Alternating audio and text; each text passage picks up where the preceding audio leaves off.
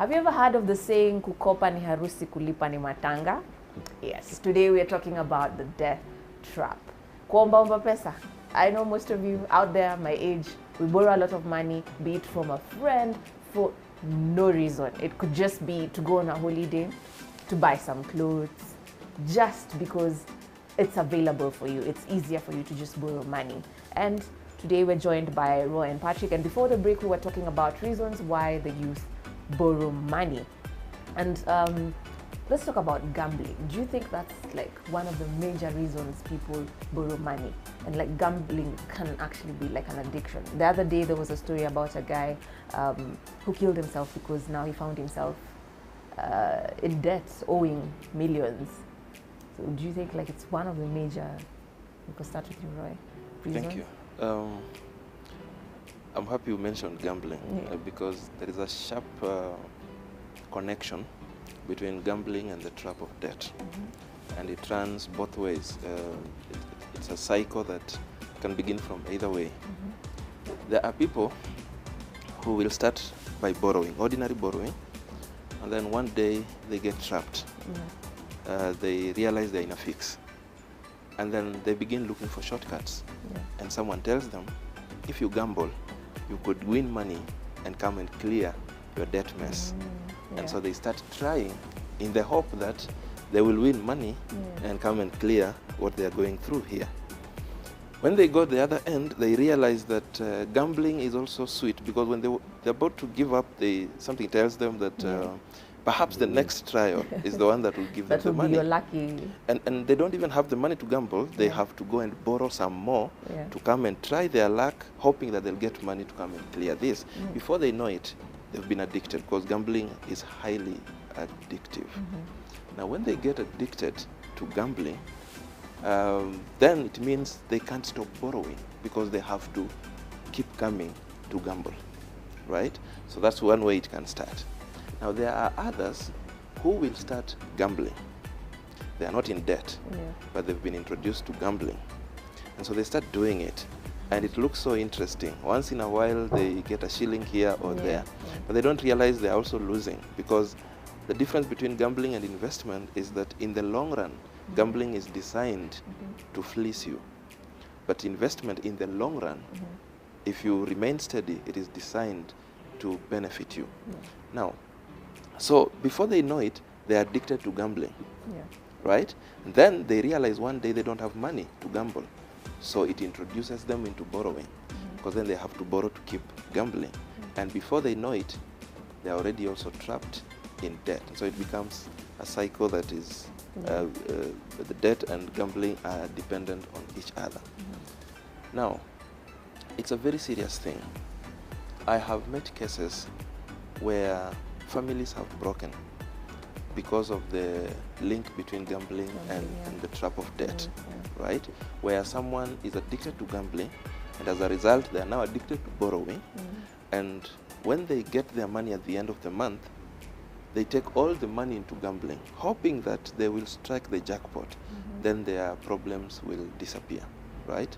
And I have met so many of such cases where families have had to just break, because one party cannot just live to go through the repercussions of not having money at home.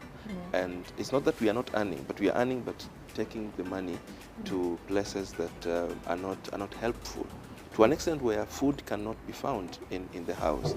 So it's a serious addiction, very serious addiction, and it has pushed people into this mess in a big way. Do you also think the state of the economy has big parts to play in borrowing money, finding yourself in a debt trap? Sure, yes, the current state of the economy contributes. But before I cover that, I would like to echo what Roy has said and say gambling, or rather the government did something very good to shut down and ban gambling, because it has reached an extent whereby if you give a youth, when I used to go to the village and I give somebody 100 bob, they run. The first thing that person runs to is to a gambling shop. instead of even buying a packet of milk or some food. Yeah. So the government did something very good to ban and stop gambling, so that the youth can be wired or can put their energies in activities income generating activities. Yeah. Instead of trying their luck in the gambling. But if you have to think of it, gambling actually started a long time ago. What was it called? The charity sweepstake? Yes. Where you would buy like a 10 shilling and scratch, and then you don't win, and then you go again and borrow. Yes. But I guess now it's more out there. It's on TV. Yes. Before it was something very minimal. It's true. Yeah. Now let's come to the economy. The current economic state has not been very good or very conducive, especially to the youth, because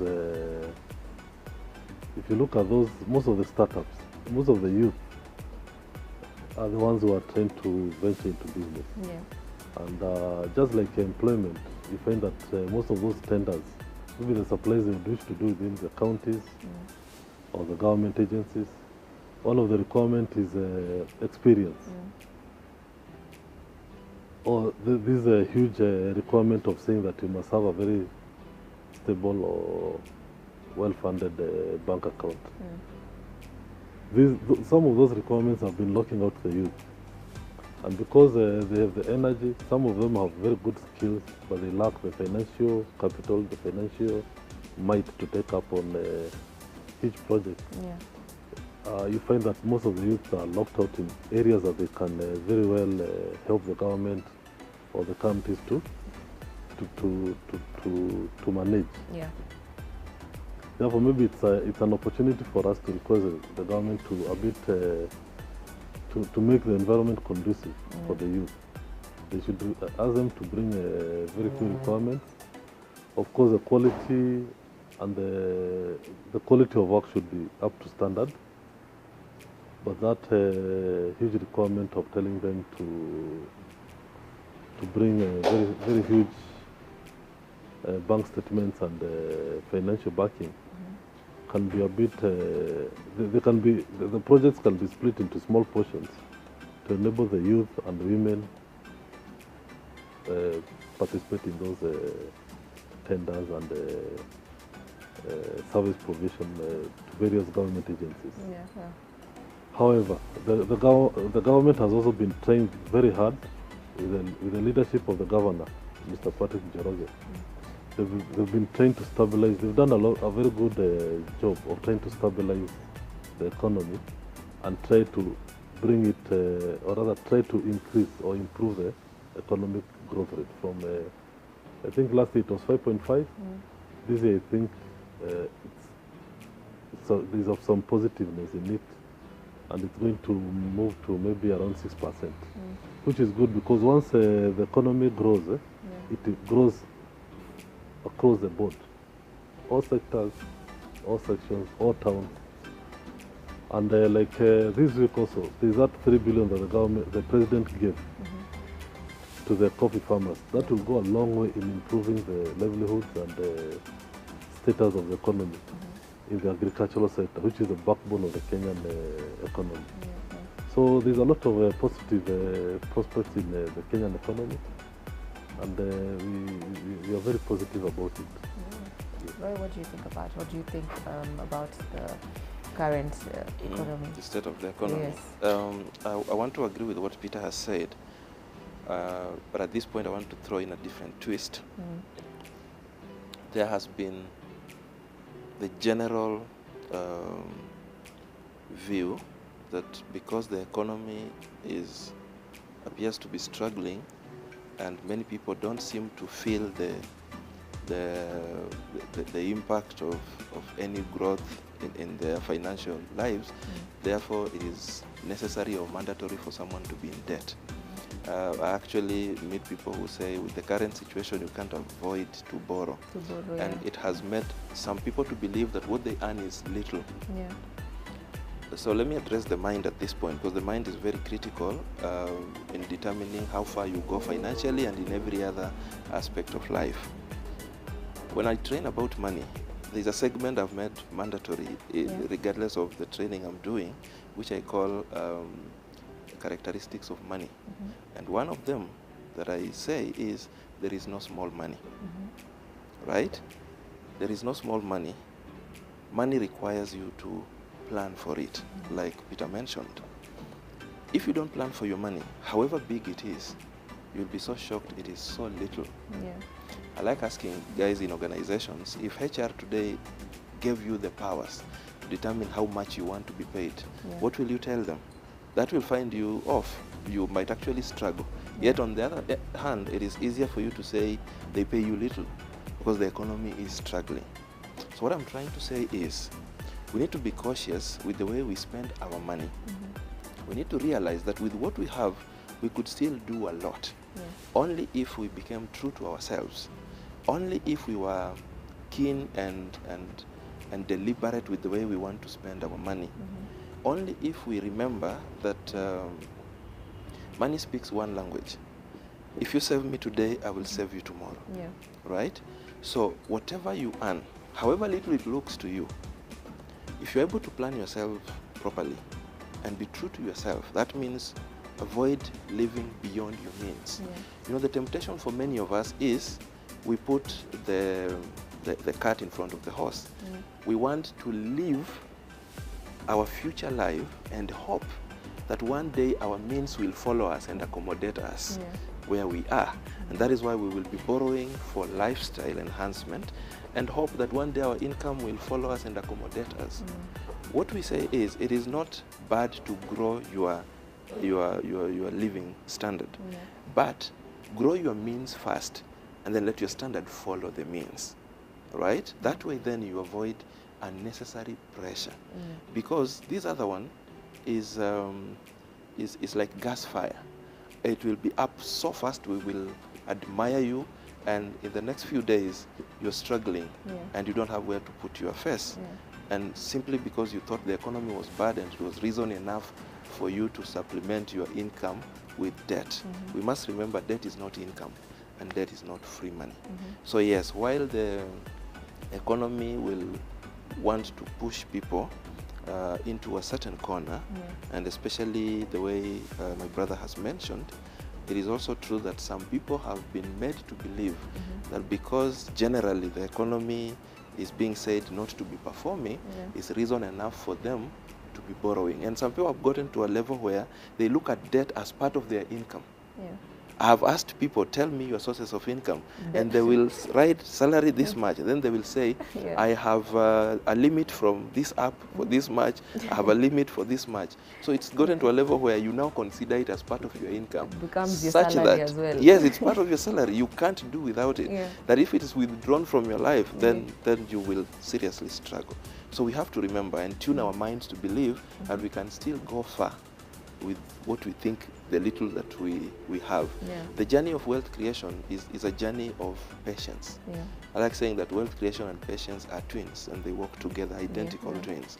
And so you cannot do wealth creation without being patient. The danger in modern days is that many of us want quick fixes. And so I'll meet Peter today and I see the kind of car Peter is driving, and I don't know the experience of Peter. Peter has been in the industry for 30 years, and I see this kind of like, I need to have this on the road tomorrow. And that time I've only been working for the last 2 years. Honestly, we are already creating a future crisis by wanting to live every life at once, at a go. So that would be my twist to the economy bit. Now let's talk about people who end up suffering on behalf of these people who take the loans, for instance. Do you think people know exactly what it means to be a guarantor? Because you're there signing for your friend, you're in a circle, they come, nisainie, you don't even bother looking at the amount because you know they're your friends. And then they lose their job, or they get another job, and then they stop paying. And then they disappear. And then now you're stuck there with your salary that's being cut for someone else's crimes. And then now you also have to find yourself now in a state where you have to borrow, because then now you're suffering. Now, let me start by saying this. When you guarantee, you have borrowed. Right? So that's also part of borrowing. Yes, that's where we need to start. I have had the chance to speak in so many circles during their education days. And one of the things I observe when it is question and answer session, mostly before I get to speak, I will hear people asking the SACCO administration, the SACCO management, that you need to do something about deducting us for people who made away with the money we signed for them and such things. And even in the bank where I was before, we could meet cases where a guarantor comes, and because the bank has tried to pursue the principal borrower in vain, and therefore the fallback plan is on the guarantor, and you would meet guarantors trying to put up a case that I shouldn't really suffer for this. But when we go back to the deed of guarantee that they signed, we get a clause there that is so clear that you are agreeing that in the event that they cannot pay, then you will come in be held accountable, to help. Now, I think as guarantors, and this eats people a lot, especially in the SACCO world, we have to at least be sure that we know what we are doing. In terms of, we are not just signing for the sake of signing. I know there is the temptation of, let me sign for them because they will also sign for me when my turn comes. And so you end up signing even for people you've never seen. All right? Before you guarantee, do your own due diligence. Get to know the person you are guaranteeing. Look at the amount they are borrowing. Ask yourself, in the event that this thing is not repaid, am I comfortable standing in for them, right? And in case these people disappear, where else can I get them? Do your own due diligence. And by the way, you lose nothing by saying no, right? Because I have met cases, so many of them where people guaranteed and they are now being deducted. And because someone disappeared or someone lost their job, it's even better or rather different when they lost their job. You can try to understand. There are cases where people have disappeared, others are actually working elsewhere, but they can tell you on your face that I'm not going to pay. And that's just it. So you have to be cautious and always remember that when you guarantee, you have borrowed, right? And I don't remember the exact verse even in the book of Proverbs. We have been reminded that if you stand in for someone in debt, you should be prepared, because if they don't pay, even your own bed will be carried from you. What do you think about that? Well, thank you. The issue of guaranteeing is a very controversial issue, because personally, I've been in banking for 30 years, having been employed previously for around 25 years in various banks, and now earning the micro credit called Bijenge for 5 years. So all along my life, I've been lending and encountering guarantors and different types of lending methods. However, when it comes to guaranteeing, it's been a very controversial issue, because you find somebody has guaranteed something, people are given forms, they just sign. That's what I was even saying. Like, are people aware of what they're doing? Because most of the time, even when you're signing, you're not just signing for anyone. It's normally your friend. So then you believe your friend will not do something like that to you until they vanish. I've encountered cases whereby somebody tells me, yes, I guaranteed. I signed the form, I didn't even ask or check. I didn't turn the form to see the amount. And that person was borrowing $1 million. You who is signing for that guarantee of $1 million, your income is not even more than 100,000. And now the situation, when we start invoking or getting contacts for the guarantors, in most cases, the debt has turned bad. So when you call somebody, he tells you, yes, I signed. Or rather, I can't even remember signing. But when you call them and ask them whose signature is it, they say, yes, I met this person along a corridor, and I signed. He's my friend. Or he signed for me for my debt. He guaranteed me, and me, I paid mine. Now you are telling me he has not paid. Or did? True. But there's a law that was passed like a few months ago, last year, that was saying that before financial institutions start dealing with the guarantor. They must exhaust they must have gone through, exhausted all the avenues of recovering money from the principal debtor. I don't know, well, it might take some time because in most cases you find that they are trying to say that the principal debtor must be declared bankrupt before you even start passing the guarantor. But we are yet to, yes, the year is still very young. We are yet to see how that one is going to be operational, because at times there's a case I was handling last year whereby once the guarantors realize that the principal borrower has failed to pay, they also start transferring their assets because they know very soon they will be passed. So those are areas that we are, as financiers, we are trying to see how it's going to be handled and how successful it will be. Okay. As we wind up, Roy, maybe you can quickly give a word of advice for the youth out there who find themselves in such situations and then probably now on the verge of depression and want to even kill themselves because now they're in debt, owing everyone money. Because even the youth end up going to Shylocks, and Shylocks, you know, don't play. They send goons along to beat you up and take your things. Yeah, so just quickly a word of advice. Well, thank you. First of all, I'll encourage those that are struggling with debt not to give up, to speak out. There's help out here. We can always talk. They can look for my book, Breaking Free from the Trap of Debt. It has nuggets of ways that can help you even have some therapy at home, even before you look for an expert. So I want to tell them not to give up, because it's a journey that can be successfully traveled.